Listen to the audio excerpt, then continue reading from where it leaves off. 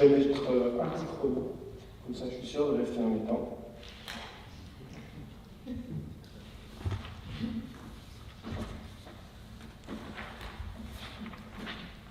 Vous êtes tous bien installés?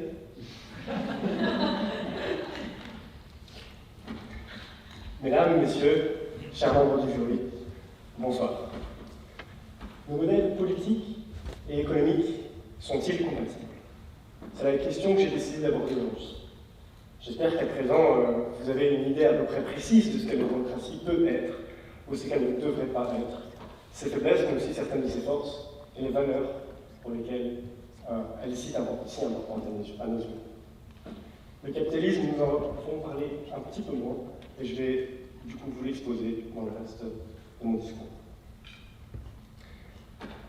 Bien que les modèles soient pluriels dans les questions, il s'agit ici de politique et économique au singulier. Et donc, je me concentre vraiment sur ces modèles qui sont le plus importants dans l'imaginaire collectif, la démocratie et le capitalisme.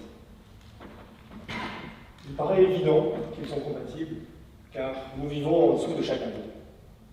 Nous référons très souvent aux valeurs démocratiques, comme Réal a pu le faire lors de sa présentation, et nous pouvons aussi, tour à tour, énoncer les impacts du capitalisme, ou même du capital, de l'argent, dans nos vies. Ces deux systèmes sous lesquels nous vivons, pourtant, ont des fondations, des valeurs très différentes. Le capitalisme, par exemple, est basé sur la compétition, ou la propriété privée. Plus vous avez de capital, plus vous pouvez en acquérir, vous diversifier. L'argent vous permet d'avoir plus de biens immobiliers qui vous rapporteront toujours plus.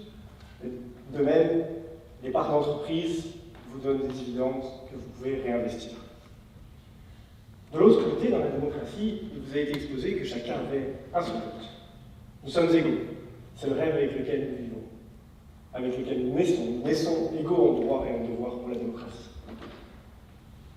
De l'autre côté, sur le capitalisme, vous naissez avec un héritage, un patrimoine, un certain capital que votre famille déjà a accumulé et vous transmet de génération en génération.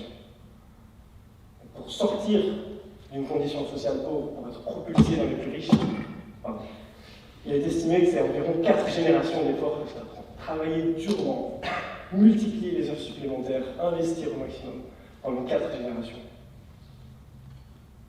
Je vous laisse un peu de temps vraiment pour imaginer ça. Quand on parle de liberté dans le capitalisme, peut-être qu'il sera pour vos arrière-petits-enfants. C'est pour cela aussi que la proposition avancée par certains écolos-eurocrates de créer des crédits carbone me semble un petit peu absurde. Vous voyez ceci, l'argent vous permet de manger, de vous déplacer, d'avoir un logement plus grand, de le chauffer plus fort, d'avoir non pas une voiture mais 3, et que ces voitures fassent 2,5 tonnes si vous voulez, de prendre un avion pour Bali. Au final, l'argent c'est aussi un permis pour polluer. Bien sûr, vous pouvez vous acheter une forêt et en faire avec, mais d'une manière ou d'une autre, nous voyons des corrélations très fortes entre notre impact sur l'environnement et l'argent qui est dépensé. Ainsi, si nous limitons le droit de polluer de tout le monde, que se passerait-il? Ayant atteint leur quota de paquets Amazon délivrés de la porte de leur maison, les plus riches seront forcés avec leur excédent d'investir dans des portefeuilles d'actions dites durables que les banques sont en train de fabriquer depuis déjà quelques années.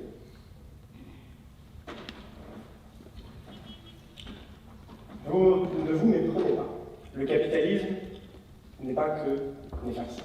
Au contraire, je suis heureux de toutes les choses qu'il a pu aussi apporter à ma vie.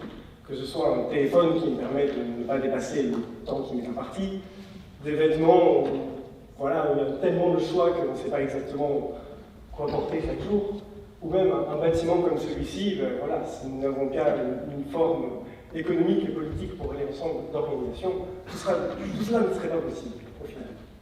Le capitalisme, je pense, nous sert de moteur, de force motrice. Il nous fait aller de l'avant, parfois dans plein de directions différentes, et pas toujours des directions positives. Nous pouvons, par exemple, penser aux effets pernicieux des réseaux sociaux, qui ont été très bien exposés déjà par Urbain et Célia lors de leur présentation. Les réseaux sociaux peuvent absorber votre temps, votre confiance en vous, votre attention, et vous miner de l'intérieur. Et pourtant, c'est une des innovations que ce capitalisme a apporté. Donc le capitalisme elle a un petit peu débridé d'une certaine façon. Il peut nous pousser vers l'avant, mais pas toujours dans la direction que nous souhaitions. Et c'est là où la démocratie rentre en jeu. La démocratie, elle nous permet d'avoir une forme d'assurance sur ce qui n'est pas négociable. La liberté, le fait que vous et moi, si tout se passe bien, nous ne serons jamais mis en esclavage, est une immense victoire, par exemple, de la démocratie.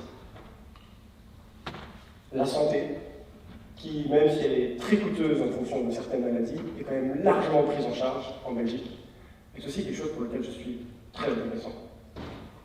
L'éducation aussi, dans les écoles, et ce qui me permet ici de m'exprimer en français, c'est grâce à la démocratie. Donc la démocratie, elle nous unit. Elle nous permet aussi de réagir face à certains abus. Et c'est pour ça que nous voyons que les réseaux sociaux, pour l'instant, sont dans le collimateur des parlementaires, dans plusieurs pays. Donc un moteur et une assurance. C'est un petit peu comme ça que je vois la combinaison. Je ne sais pas si vous me suivez dans cette idée de vivre dans deux régimes qui se combinent tout en étant antagonistes dans leurs valeurs et leurs fondations. L'assurance que la démocratie nous promet, dans les droits comme les octrois, ne fonctionne pas toujours très bien. Par exemple, durant la crise Covid, ça a déjà été énoncé ici aussi, la liberté d'expression, d'assemblée, de mouvement a été roulée dans la boue. Tout simplement roulée dans la boue. J'étais seul à manifester devant un centre de testing avec un panneau qui posait seulement une question, avec un point d'interrogation. Si c'est pour limiter les effets secondaires, pourquoi vaccine-t-on les enfants? Si je peux toujours transmettre à mes grands-parents, pourquoi ai-je besoin de me faire vacciner? Et cette question était si audacieuse que non pas une, mais deux voitures sont venues pour me déloger de ma place. Alors que je manifestais seul, je vous le rappelle. Donc cette assurance est en péril, et nous devons toujours être sur nos gardes pour protéger ce qui nous échappe. Une assurance et un moteur.